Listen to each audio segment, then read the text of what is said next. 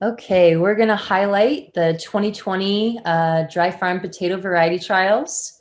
I want to first acknowledge all the trial participants and contributors here on this intro slide, including the Dry Farming Institute, which helped to support the purchase of some of our potato seed, and Head, Hands, and Heart Nursery there in the middle, which is Chris Homanix, whom is going to be who's been our potato leader and will be sharing more about the results and varieties that we grew this year. So just briefly want to highlight 2019 variety trials. Just noting here the highest yielders, Purple Peruvian, Purple Abundance, Red Pontiac, and German Butterball were standout varieties, along with Cyclamen and Lily in the categories of flavor. We participated in tastings. So just noting those because we decided, Chris Homanix, input from the Dry Farming Collaborative, and myself decided that we wanted to carry these 5 varieties forward in 2020. And reality set in when we couldn't, a lot of these varieties were not commercially available. So the list that we have in 2020 is based on what was commercially available. For example, Purple Peruvian was substituted with French fingerling. However, we were able to procure some Purple Peruvian from Al LePage, and we saved seed from Lily, and Chris provided us with some Purple Abundance. So we did include those on a couple of isolated sites for 2-year comparisons. Chris, would you like to speak a little more about the varieties? Thanks, Amy. So as Amy said, we had trouble getting some of the varieties, unfortunately, which is an ongoing challenge.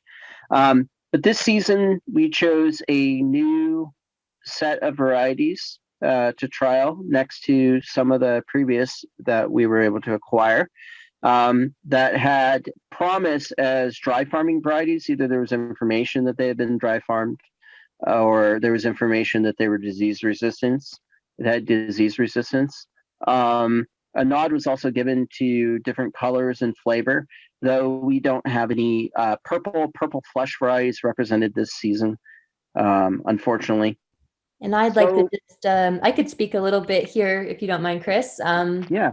Just highlighting our all of our trial participants. You know, while this trial was led by Chris and I, so there was a lot of other contributors involved listed here: 46 North, Christina and Mike Rubin, Goosefoot Farm, Miriam Polk Food Share. Peoria Gardens has been kind enough to let us use space there to host dry farming trials the past few years. Also, Sunbow contributed space to the Dry Farming Institute to allow for more trial sites, Valley Creek Solar Site, and Wild Roots Farm. So all of these sites, in addition to Head, Hands, and Heart, which is Chris Homanix, I just wanted to really acknowledge everybody's contributions and thank you. So our protocol, we wanted all participants, if possible, to trial all 10 varieties, and that they would be doing 3 replications per variety randomized, and that each replication would have 10 tubers spaced at a uniform 2 feet apart, and that each row would be a minimum of 3 feet apart or based on their equipment. Potatoes were to be hilled at about 1 foot tall. Later varieties could be hilled a second time if needed. Most people did.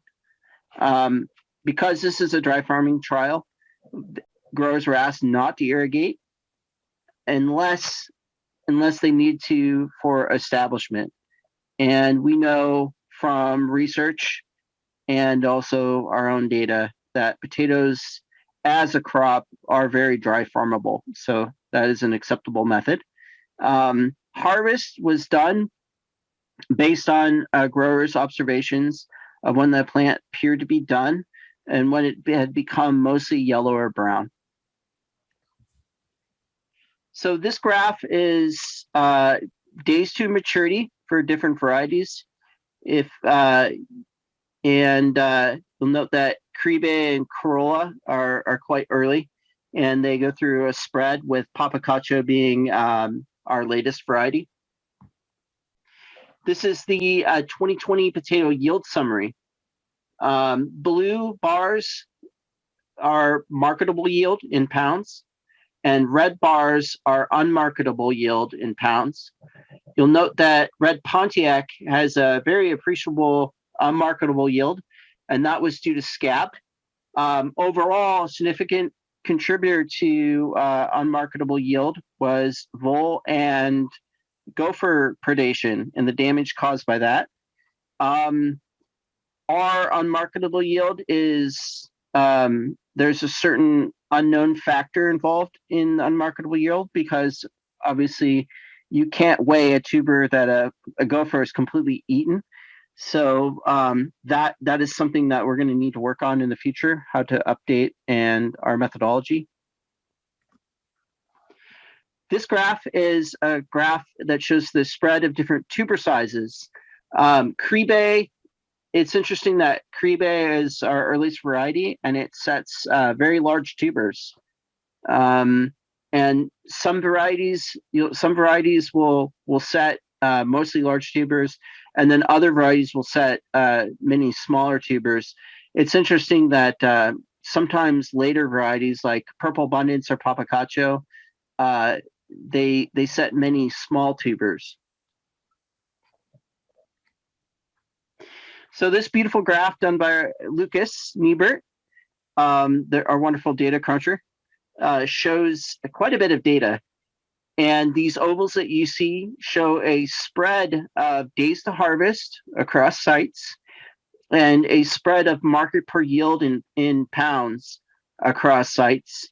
And the circles that you see in the center represent the average tuber size per each variety. And you'll notice that most of the varieties are clustered in the center here, but we do have a couple outliers, Cribe and Corolla being our earliest varieties. It is interesting that they were quite high yielding.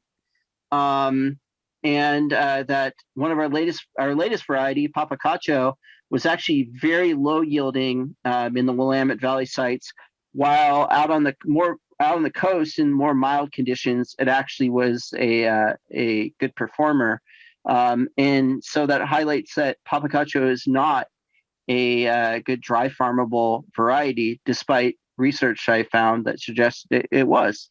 So this is a graph that shows comparisons of yield in varieties that we grew in both 2019 and 2020. It includes three varieties that Amy talked about previously: Lily, Purple Peruvian, and Purple Abundance, that we did not have in our main trial, but we wanted to include them here. And you'll notice that some of these varieties, like Purple Abundance, have a dramatically different yield between 2019 and 2020. And that's due likely to a number of factors, including vole predation, forest fires, and environmental pollution. Potatoes are very susceptible to that. Harvest dates and different rain between years. So it's really hard to suss out why in some cases there's dramatic differences, because there's many factors involved. Tuber size comparisons between 2019 and 2020. You'll note that in some cases they're actually quite similar from year to year. In other cases, there's a bit of a difference. The differences may be contributing to the fact that there was more average, more regular rainfall in 2020 than there was in 2019.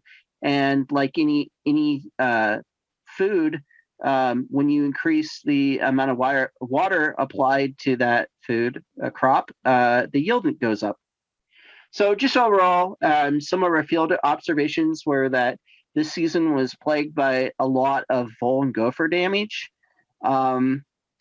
Red Pontiac, though a high yielder in both 2019 and 2020, was definitely quite scabby this year. Wireworm affected a number of sites this season, in particular Pinto Gold and French Fingerling. And again, the environmental pollution from forest fires may have had an effect on yield, especially later season varieties. Great, thank you, Chris. And our handout for this, for the 2020 potato variety trials will provide more detail. And so we'll have that available on our website. Chris, are you with us? Yes, I am. Great, awesome. We can take questions in the chat box. Matt did post the link to our handout. And I wanted to note that Chris and I updated the handout after we recorded this presentation. So that huge increase, the difference between 2019 and 2020 for a couple of those varieties, Purple Abundance being one of them, we had a huge site difference. In 2019, we were growing on an organically managed, fertile site. And since we were growing saved seed, not certified seed, we only grew it on an isolated site that wasn't somebody's organic farm in 2020, and the fertility was much lower. So that huge difference was actually a site difference, we believe, more than there's likely other factors involved too, but I thought that was really important to mention. So Chris, there's a question here. Matt, I think some of these questions might be going to Matt, but are these potatoes saved from before or from commercial seed dealers? And I think there's a mix. Do you want to respond? Yeah. So other than the three, let's see, Purple Peruvian, Purple Abundance, and Lily, I think it was. Mm-hmm. All of our seed, we've decided to go forward with just trialing commercially procured seed that is certified. Couple reasons in that. One, we want to distribute germplasm, not germs. We don't want to give farms new potato diseases. Two, there are a lot of latent viruses that are ubiquitous. One is PVY, and a lot of viruses cross-infect other Solanum species and other unrelated species in other plant families. And so typically potatoes will pick up viruses even after a single season, one in particular PVY. And the viruses actually change the way that the yield, the way that the tubers are set on the plant, the vigor of the plant. They'll increase susceptibility for cracking or scab or other factors. So we want to try to eliminate as many of those factors as possible to provide better data. I don't see any other questions in the chat box, but we have a couple more minutes if anybody has questions, and hopefully the handout will help fill in some gaps or be a good reference if there's any variety names or seed sources you wanted to reference. Yeah, all of our handouts that we have available today will be, if they're not already on our website, they will be shortly. So you will have those to reference whenever you like. One of the things I'd like to say is that going forward, we want to trial more varieties per year and increase our number of sites. And so if we can procure more funding through other sources, we'll be able to do that. And just another note is that we have our bulletin board where we're posting different opportunities, lessons learned, and plans for 2021. There is a potato bullet, like a comment up, and an opportunity. If you have grown varieties of potatoes that you think would be a good fit for our trials, or know of a good seed source, that would be a great place to put that. Oh, here's a couple questions. Let's see. Are there any examples of commercial scale production of dry farm potatoes in the Willamette Valley? I don't know specifically, but it does seem that most, well, not most, but a lot of growers don't apply irrigation to potatoes.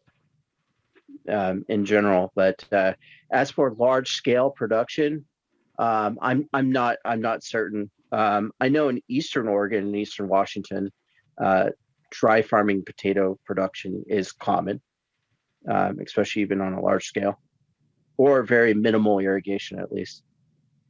And commercial, I think it's somewhat ambiguous because if you're selling something, it's somewhat commercial. So there's a lot of small farmers, the ones that participated in this trial, even that are growing and selling potatoes. While it likely is not on 50 acres, it's probably an acre or less or a quarter acre. I still consider them commercial growers. There's a question and one more question, and then we'll move on to the next one. For someone who hasn't really grown potatoes, can you explain the mounding point a little more briefly, like in maybe 1 minute, Chris?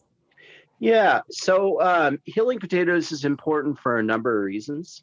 And even if you are irrigating, you should hill your potatoes. Um, Basically, potatoes coming from the Andean mountain range, they are adapted to ecological systems where there's a lot of erosion and silts that form, and they like to basically grow their tubers they like to spread their stolons and expand their tubers into nice light fluffy soils, and hilling provides that. The second reason that we hill is to increase the amount of soil moisture holding capacity around the base of the plant.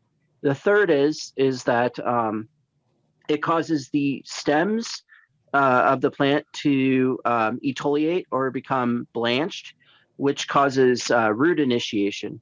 And that allows the plant to take up more water and more nutrients, and often will produce more stolons that way. And then the fourth reason is that most potatoes produce potatoes that are relatively close to the surface. And so hilling prevents any kind of green shouldering or anything. And the green is chlorophyll, but it also indicates that it's producing poisonous alkaloids called solanine, which are bitter. They're not intensely poisonous, but they're definitely not something we want to encourage. So hilling helps that. Great. Thank you. And as you can tell, we're really lucky to be working with Chris on this, as he has a lot of knowledge on potatoes and all the different varieties that we've been growing and their history. So I'm so grateful to be working with you on this, Chris. And thank you for taking time to join us and all your input on this trial. Thanks, Amy. Of course. Thank you.